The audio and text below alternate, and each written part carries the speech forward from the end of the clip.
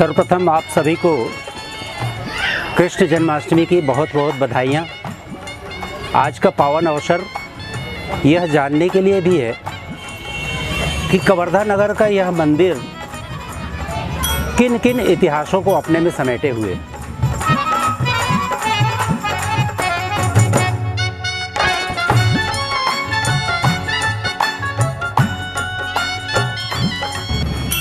इतिहास की बात करें तो जब 1751 में कवर्धा राज्य की स्थापना हुई और महाबली सिंह प्रथम राजा हुए, तो उनके राज्यकाल में ही सन 1780 में इस क्षेत्र में बहुत ही बड़ा अकाल पड़ा था और उस अकाल को लोगों को रोजगार दिलाने के उद्देश्य से राजा साहब ने सर्वप्रथम जो तालाब हमारे दाहिनी ओर है, मंदिर के दाहिनी ओर, उस तालाब जिसको बाद में उजियार सागर नाम दिया गया, उस तालाब का निर्माण करवाया गया और उसके तट पर ही मंदिर निर्माण की प्रक्रिया प्रारंभ की गई।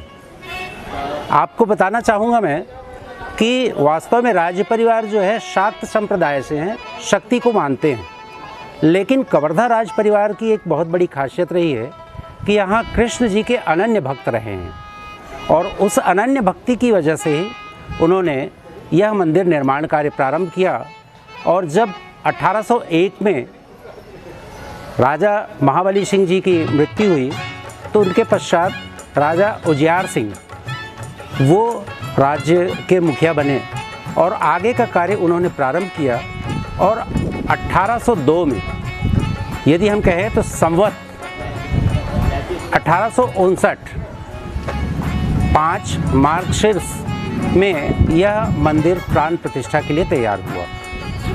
मार्गशीर्ष का मतलब होता है अगहन महीने। इसका मतलब यह सिद्ध होता है कि यहाँ प्रथम कृष्ण जन्मोत्सव 1803 में प्रारंभ हुआ और तब से निरंतर यह महोत्सव आयोजित किया जाता रहा है।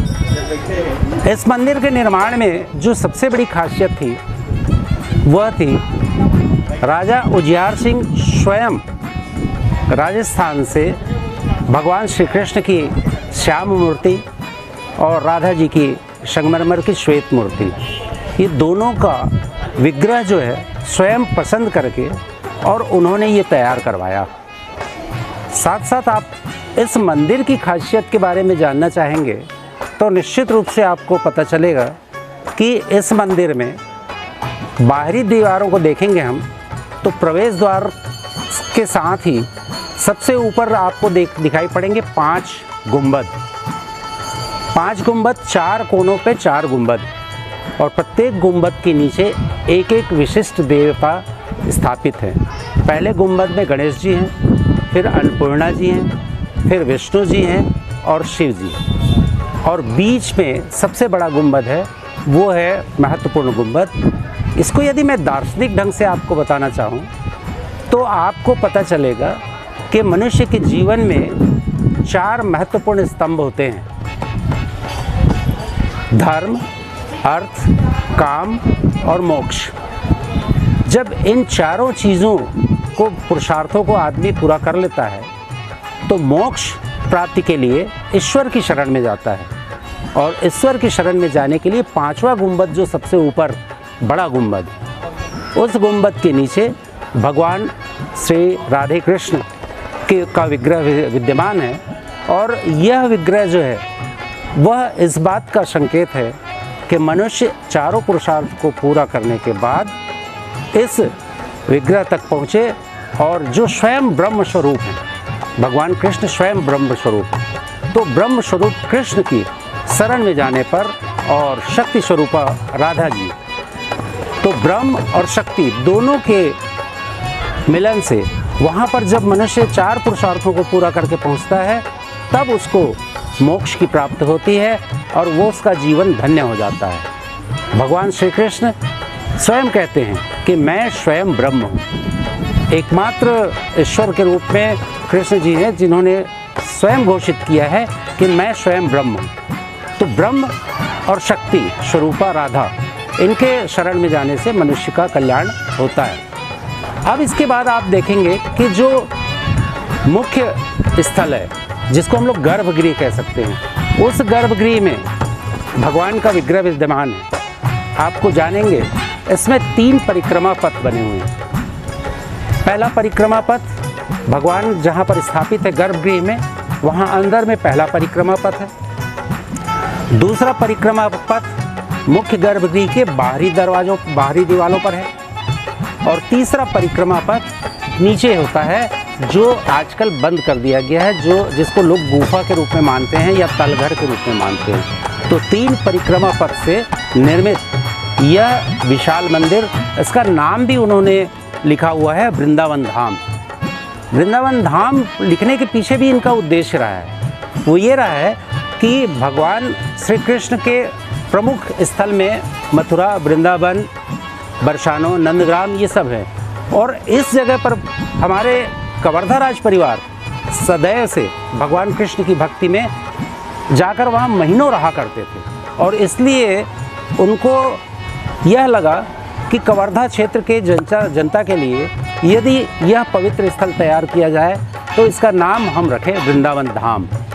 लोग बोलचाल की भाषा में बड़े मंदिर जरूर कहते हैं, लेकिन वास्तव में ये राधा कृष्ण मंदिर वृंदावन धाम है। इसके साथ साथ आप देखेंगे इस मंदिर में अलग अलग, जैसे ही प्रवेश करेंगे हम, प्रवेश द्वार के बीचों बीच जैसे ही प्रवेश करते हैं तो सबसे पहले आता है चौपहला एक स्थल, जहाँ पर भगवान गरुड़ जी सेवक के रूप में, विष्णु जी के रूप में वो सेवा करते हैं गरुड़ जी, लेकिन यहाँ पर बीचों बीच गरुड़ जी प्रार्थना करते हुए सेवक के रूप में सामने विद्यमान हैं। इस मंदिर के बाएं दीवार पर, जिसको हम लोग कह सकते हैं पश्चिमी दीवार, पश्चिमी दीवार पर आप जाके देखेंगे तो वहाँ पर भगवान गणेश जी, साक्षात विघ्न विनाशक विनायक गणेश जी की विशालकाय प्रतिमा है। और ठीक उनके सम्मुख यदि हम उसको कहें कि उत्तर दिशा, तो उत्तर दिशा में एक महत्वपूर्ण मूर्ति जिसको हम लोग विशेष रूप से मानते हैं, वो है दक्षिणमुखी हनुमान जी। हनुमान जी की विशालकाय प्रतिमा यहाँ पर उत्तर दीवार पर स्थापित की गई है। अब जैसे ही हम प्रवेश करके और परिक्रमा करते हैं, परिक्रमा करने के बाद वहाँ पर भगवान के दर्शन करते हैं, और उसके बाद जब बाहर निकलते हैं तो मुख्य मंदिर के दक्षिण दिशा में 2 ओर, एक तो पूर्व की ओर है और दूसरा है पश्चिम की ओर, 2 मंदिर और बने हुए हैं। तो पूर्व की ओर जो मंदिर बना हुआ है, एक छोटा गुंबद है, उसके अंदर नीचे में भगवान शिवलिंग विराजमान है। और जब हम पश्चिम दिशा की ओर जाते हैं तो पश्चिम दिशा में जो मुख्य मंदिर है, उस मंदिर के अंदर पूरे विश्व को अन्न का भंडार सौंपने वाली अन्नपूर्णा देवी का विग्रह वहाँ पर विराजित है। इस तरह से हम देखें तो यहाँ पर सभी प्रकार की देवी देवताओं का विशेष रूप से यहाँ पर स्थापना की गई है। अब यहाँ पर जो महत्वपूर्ण बात आती है कि कृष्ण जन्माष्टमी है, तो हम सभी जानते हैं कि भगवान कृष्णाम वंदे जगत गुरुम, भगवान कृष्ण को संसार का गुरु माना गया है। और इसलिए भी माना गया है कि वो चाहे गीता में हो, कुरुक्षेत्र में गीता का ज्ञान उन्होंने दिया हो, या अन्य समय लोगों को अपने चरित्र से, अपने लीला से, अपने कर्मों से यह दिखाने का प्रयास किया है कि मनुष्य यदि अपने जीवन में सफल होना चाहता है तो मित्र गरीब हो या अमीर हो, उसके संकट में हर समय सहयोग करना, जैसा कि उन्होंने सुदामा के साथ किया। अब दूसरी ओर जब वो युवा अवस्था में आते हैं तो उन्होंने फिर से मित्रता का वह प्रमाण दिया, और कृष्ण सीधे सीधे अर्जुन को, जब विशाल संकट, बहुत बड़ा संकट आया और महाभारत युद्ध की स्थिति आई, उस परिस्थिति में भी हर कदम पर अपने मित्रता का दायित्व उन्होंने निभाया।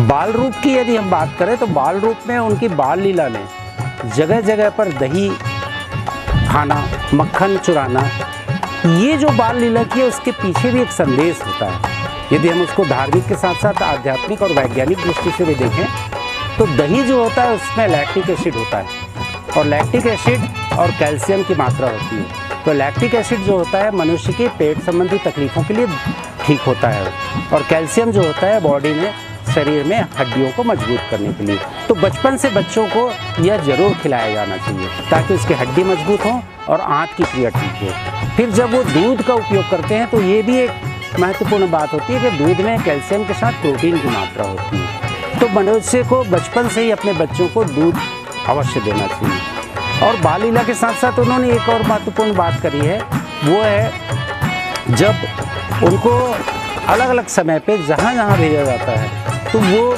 संकेत उनका देखिए कि कंस उनके मामा थे, लेकिन उन्होंने कंस का भी वध किया। सिर्फ इसलिए किया, यह संदेश समाज में देने के लिए कि यदि परिवार का कोई सदस्य भी बुरे कर्म कर रहा है और गलत रास्ते पे चल रहा है तो पहले उसको रास्ते पर लाने का प्रयास करें, और यदि ना माने तो उनको अवश्य आप सजा दें। और इस तरह से एक संदेश दिया कि बुरे कर्म के लिए अपने भी महत्वपूर्ण नहीं होते। तो इस तरह से कृष्ण जी के जीवन से हमने बहुत सारी शिक्षाएं ली। गीता में ज्ञान और कर्म योग की कर्मण्येवाधिकारस्ते मा फलेषु कदाचन यह संदेश देके कर्म करने के लिए कहा गया है। और भगवान कृष्ण स्पष्ट रूप से कहते हैं कि भाग्य के पीछे न दौड़ें, बल्कि आप अपने सत्कर्म करें, और जब सत्कर्म करते हैं तो आपका जीवन सुखमय होता है। तो इस तरह से कृष्ण जी के जन्म से हमको बहुत सारी शिक्षा मिलती है। और इस तरह से जो हमारे उजियार सिंह जी हैं, उनके विशालकाय साम्राज्य में उन्होंने अनेकों मंदिरों का निर्माण करवाया था, लेकिन यह मंदिर अपने आप में अद्भुत है, अनन्य है। इसके समान दूसरा मंदिर कम से कम हमारे इस क्षेत्र में क्या बहुत दूर दूर तक भी देखने को नहीं मिलते कि इतना विशालकाय और इतना प्राचीन मंदिर होने के बाद भी आज ये सुरक्षित और एक बहुत व्यवस्थित जगह में यहाँ पर दी गई है।